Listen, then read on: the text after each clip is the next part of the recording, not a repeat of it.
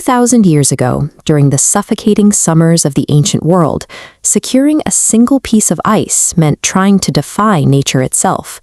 Without electricity or machines, freezing anything in the dead of heat was a physical impossibility for the average person. But the rules of nature rarely applied to absolute rulers.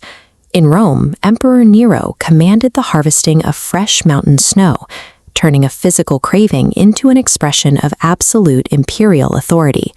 Securing this snow required a brutal logistical chain. Servants and enslaved people were forced into high-altitude climbs, marching for days to extract snow and rushing it back down the mountain slopes before the punishing sun could turn it to water. This intense labor meant that possessing a cold treat was a fiercely guarded monopoly. It was a symbol of immense wealth reserved exclusively for those who could command human lives to fight the elements. Across the globe, other empires were testing the limits of these frozen luxuries. Around 200 BC, the Chinese developed a method of mixing mountain snow and ice directly with fruit and honey. Parallel to this, Persian alchemists crafted a delicacy called sharbat, the linguistic ancestor of modern sherbet, blending their ice reserves with rosewater, sugar, and fruit. Yet every single one of these ancient recipes hit the exact same scientific wall. They were eating flavored, rough ice.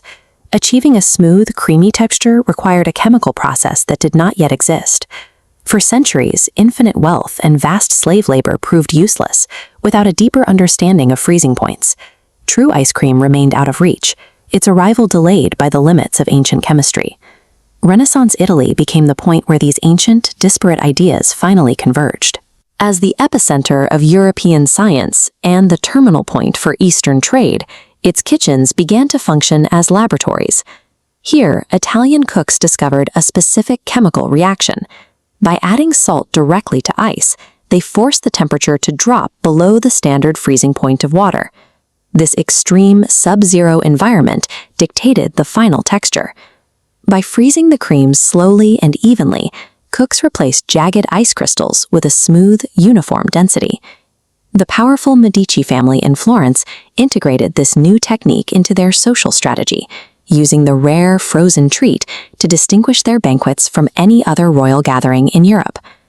Ice cream had evolved from a primitive harvest of mountain snow into a highly engineered chemical accomplishment, remaining a secret known only to a few elite households. In 1533, this restricted knowledge left Italy as part of a royal marriage. 14-year-old Catherine de' Medici arrived at the French royal court, accompanied by her own Italian chefs, effectively importing the secret of the freezing process to a new monarchy. The royal containment finally fractured in 1686. At the Café Procope in Paris, a Sicilian entrepreneur began selling the highly refined frozen dessert to anyone who could afford it. The obsession soon crossed the Atlantic. Early American leaders spent huge sums attempting to replicate the European delicacy.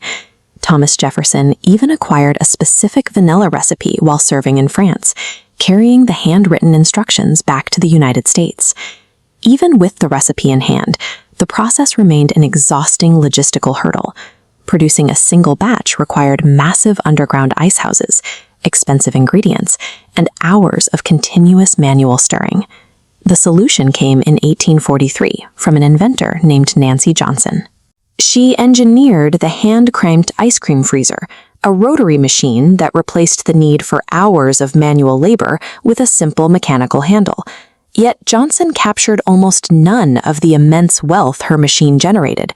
She sold her patent for $1,500, while other manufacturers mass-produced her design to build commercial empires. Johnson was sidelined from her own success, but her mechanical design acted as the tool that finally moved ice cream out of the palaces and into common households.